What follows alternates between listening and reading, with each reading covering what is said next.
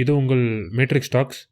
இன்றைக்கி நம்ம ஸ்பேஸ் பற்றி பார்க்க போகிறோம். ஸ்பேஸில் நமக்கு தெரியாத விடைகள், நமக்கு நிறைய கேள்விகள். ஸோ அது வந்து நம்ம டிஸ்கஸ் பண்ண நம்ம கூட டெரிக் இருக்கார். ஸோ நம்மளோட கேள்விகள், சந்தேகங்கள் எல்லாமே அவர்கிட்ட கேட்டு தெரிஞ்சுக்கலாம். போன தடவை நம்ம எபிசோடில் நம்ம பாட்காஸ்ட்டில் குவாண்டம் கம்ப்யூட்டர்ஸ் பற்றி பேசினோம். அதுக்கப்புறம் கிரிக்கெட் பற்றி பேசினோம். நம்ம இந்தியா வர்சஸ் இங்கிலாந்து பற்றி பேசினோம். ஸோ இப்போ வந்து ஸ்பேஸை பற்றி நம்ம பேச போகிறோம். ஜென்ரலாக நமக்கு இருக்கிற கேள்விகள் அதை பற்றி டெரிக் இப்போ நமக்கு டீட்டெயிலாக கேட்பார். Hi Derek. Hi every one.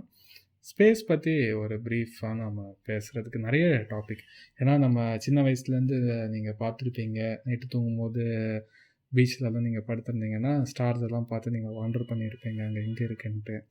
And அது பாட்டுக்கு போயிட்டே இருக்கும். ஸோ நம்ம ஒரு மைண்டுக்கு ஃபேதமே பண்ண முடியாத அளவுக்கு ஒரு பெரிய ஒரு இடம் நம்ம ஏர்த் இருக்குது. ஏர்த் வந்து ஒரு சோலார் சிஸ்டம்னு ஒரு பிளானெட்டு. சோலார் சிஸ்டம் மில்கிவேன்ற கேலக்சியில் ஒரு பார்ட், அவ்வளோதான். ஏதோ ஒரு மூலையில் மில்கிவே கேலக்சி. அந்த மாதிரி ஒரு கேலக்சியில் லட்சக்கணக்கான கேலக்ஸியே இருக்குது.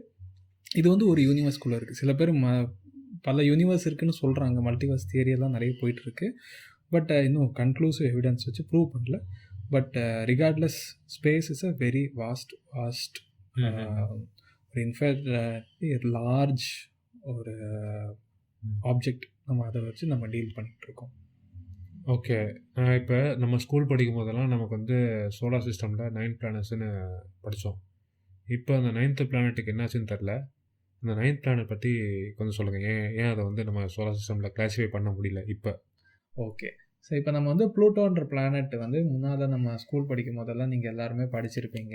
இப்போ வந்து எந்தெந்த பிளானட்ஸ் இருக்குன்னா, மெர்க்யூரி இருக்குது, அதுக்கப்புறம் வீனஸ் இருக்குது, அதுக்கு அடுத்த பிளானட் வந்து நம்ம பிளானட் ஏர்த், அதுக்கப்புறம் வந்து மார்ஸ் இருக்குது, அதுக்கப்புறம் ஜூபிட்டர், சாட்டர்ன், யுரேனஸ், நெப்டியூன். அவ்வளோதான். ப்ளூட்டோ வந்து பிளானட்லேருந்து இல்லாமல் ஃபஸ்ட்டு டுவார்ஃப் பிளானட்டாக வச்சுருந்தாங்க. ஸோ ஏன் அதை பிளானட் ஸ்டேட்டஸ்லேருந்து ரிமூவ் பண்ணிட்டாங்கன்னா, ஒன்று அதோட சைஸ். ஸோ இந்த ஆஸ்ட்ராய்ட் பெல்ட் அப்படின்னு ஒன்று இருக்குது.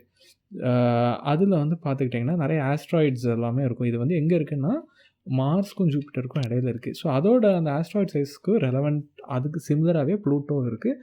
அண்டு மற்ற பிளானட்ஸை விட இது வந்து சைஸில் ஆர்டர் ஆஃப் மேக்னிடியூட் வந்து ரொம்ப கம்மி.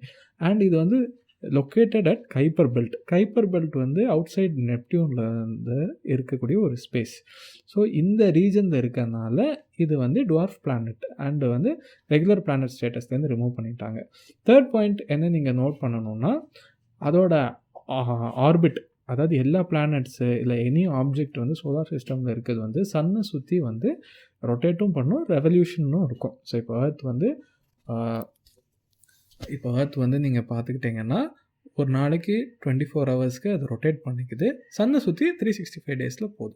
ஸோ இதே பிஹேவியர் தான் ப்ளூட்டோவும் காட்டுது. பட் இதோட எலிப்ஸ், அதோட உங்களுக்கு பிளேன் ஆஃப் ஆர்பிட் இருக்குது இல்லைங்களா.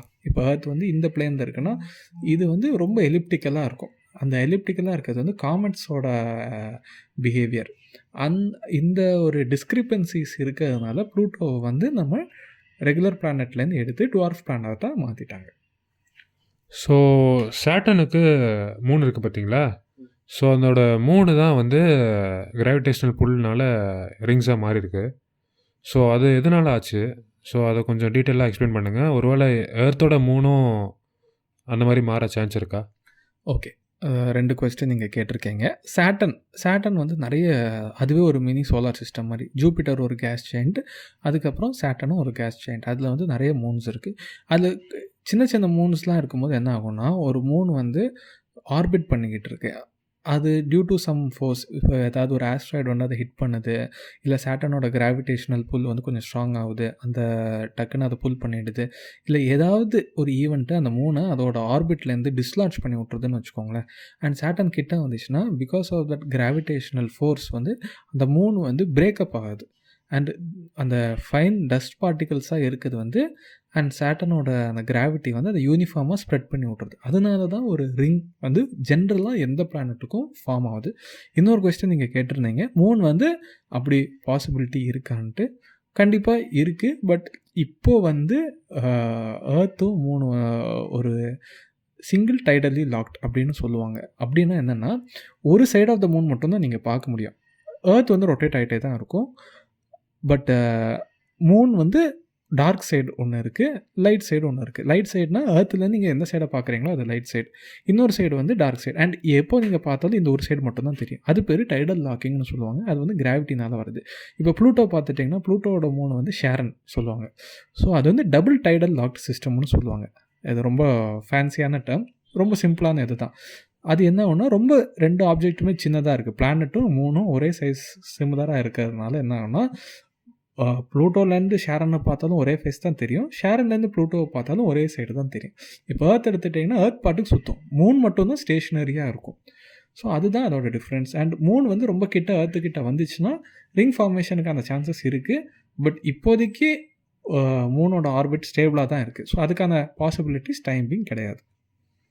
ஓகே. ஸோ இப்போ நம்ம காலனைசேஷன் ரேஸில் இருக்கோம். ஸோ நம்ம வந்து ரொம்ப வேகமாக அதுக்கான முயற்சிகளை நம்ம எடுத்துகிட்டு இருக்கோம். ஸோ இப்போ நமக்கு வந்து என்ன பிளானட் வந்து நமக்கு காலனைஸ் பண்ண சரியான பிளானட்? ஸோ அதுக்கான ரீசன் என்ன? ஓகே, இப்போது காலனைசேஷன் நம்ம எதுக்காக நம்ம பண்ணுறோன்னா, ஒரு சிங்கிள் பிளானட் அப்படின்னு நீங்கள் இருந்தீங்கன்னா, ஏதாவது இப்போது எக்ஸ்டிங்ஷன் ஈவெண்ட்ஸ், இப்போ 65 மில்லியன் இயர்ஸ் அகோ வந்து கல்ஃப் ஆஃப் மெக்சிகோவில் வந்து ஒரு ஆஸ்ட்ராய்டு வந்து ஹிட் ஆச்சு. அது ஆல்மோஸ்ட் ஒரு 2 மைல்ஸ் லாங். அந்த ஆஸ்ட்ராய்டு வந்து அதை ஹிட் பண்ண, அந்த கிரேட்டர் வந்து இன்னும் அங்கே இருக்குது. அது ஹிட் பண்ணால் என்ன ஆச்சுன்னா, டைனோசார்ஸ் எல்லாமே எக்ஸ்டிங்க்ட் ஆகிடுச்சு. ஒன்லி அந்த எராலேருந்து இருக்கிறது ஒரு ஃபியூ ஸ்பீஷீஸ் வந்து இந்த க்ரோக்கடைல்ஸ், அந்த மாதிரி சில ஸ்பீஷீஸ் மட்டும்தான் இன்னும் லிவிங்காக இருக்குது. இதே மாதிரி நமக்கும் ஆகக்கூடாது ஃப்யூச்சரில் அப்படின்னு நம்ம ப்ரொடெக்ட் பண்ணுறதுக்கு தான் காலனைசேஷன் தேவை. இப்போ ஒரு 10 பிளானட்ஸில் நம்ம இருக்கோம்னு வச்சுக்கோங்களேன், சோலார் சிஸ்டம் மாதிரி நியர்பை சிஸ்டம்ஸில் இருக்கோன்னா, ஏதாவது ஒரு பிளானட்டுக்கு எதாவது ஆச்சுனாலும் ஹியூமன் ஸ்பீஷீஸ் வந்து கண்டினியூ ஆகிட்டே போகும். ஸோ அதுதான் காலனைசேஷனோட ப்ரைமரியான பர்பஸ். இப்போது காலனைசேஷன் எல்லா பிளானட்லேயும் பண்ண முடியுமானா கிடையாது. இப்போ மர்க்யூரி எடுத்துக்கிட்டிங்கன்னா சன்னுக்கிட்ட ரொம்ப க்ளோஸாக இருக்குது. அதில் சர்ஃபேஸ் டிகிரிஸே 300 டிகிரிஸ் to 500 டிகிரிஸ் போகும். அங்கே ஒரு செகண்ட் கூட இருக்க முடியாது. இன்ஸ்டண்ட்டாக வந்து ஹியூமன் பாடி வந்து டீகம்போஸ் ஆகிடும், பேர்ன் ஆகிடும், தெர்மல் அண்ட் கெமிக்கல் பேர்ன் ஆகிடும். வீனஸ்லேயும் ப்ரெஷரு, சல்ஃபியூரிக் ஆசிட்லாம் இருக்குது. ஸோ ஆசிட் ரெயின் மாதிரி இருக்கும். அதுவும் வந்து பாசிபிள் கிடையாது. ஸோ 2 பிளானட்டையும் நீங்கள் விட்டுட்டிங்கன்னா எர்த் வந்து நீங்கள் நார்மல், நம்ம எல்லாருமே நம்ம இங்கே இருக்குது. அதை தாண்டி போயிட்டிங்கன்னா மார்ஸ் மட்டும்தான் இருக்குது.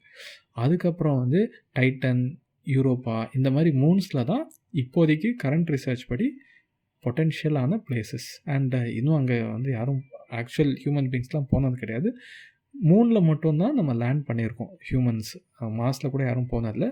இப்போதைக்கு சோலார் சிஸ்டமில் இருக்கக்கூடிய ஒரே பொட்டென்ஷியல் பிளானட் வந்து மார்ஸ் மட்டும்தான். ஸோ அதுக்கு தான் ஸ்பேஸ் காலனைசேஷன் ரேஸ் வந்து போயிட்டுருக்கு.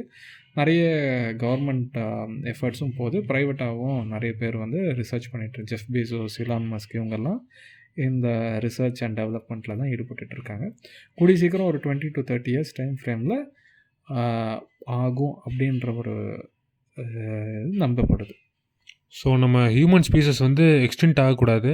ஸோ அது வந்து நம்ம பேசிக் சர்வைவலுக்காக தான் நம்ம இந்த காலனைசேஷன் பண்ணுறோம். கரெக்டாக? கரெக்ட்.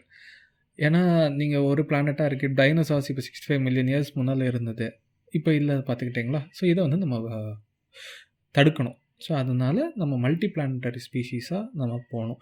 அண்டு அதுக்கு வந்து நம்ம எக்ஸ்ட்ரா பிளானட்டரியாக தான் நம்ம போய் ஆகணும். ஃபஸ்ட்டு வந்து நம்ம என்ன பண்ணலாம்னா மூணுக்கு போகலாம். இப்போ ஏன்னா மூணு தான் உள்ளதுலேயே கிட்டக்க இருக்குது. நம்ம சின்ன வயசுலேருந்து அதை பார்த்துருப்போம், அதுக்கு மேலே ஒரு க்யூரியாசிட்டி இருந்திருக்கும். And 1960s 1970s Apollo and Russian astronauts கூட அந்த மூன் ரேஸ் போயிட்டு இருந்தது. அதுக்கப்புறம் ஃபார் சம் ரீசன் அது மேலே உள்ள அண்ட் பேஷன் அண்ட் அந்த ரிசர்ச் வந்து அப்படியே வேர் அவுட் ஆகிடுச்சு. அண்ட் இப்போ தான் அதுக்கு வந்து திருப்பி ஒரு இனிஷியேட்டிவ் மாதிரி எடுத்திருக்காங்க. இப்போ ரீசெண்டாக சந்திரயான் கூட நீங்கள் போயிருக்கோம், மூணுக்கு போச்சு.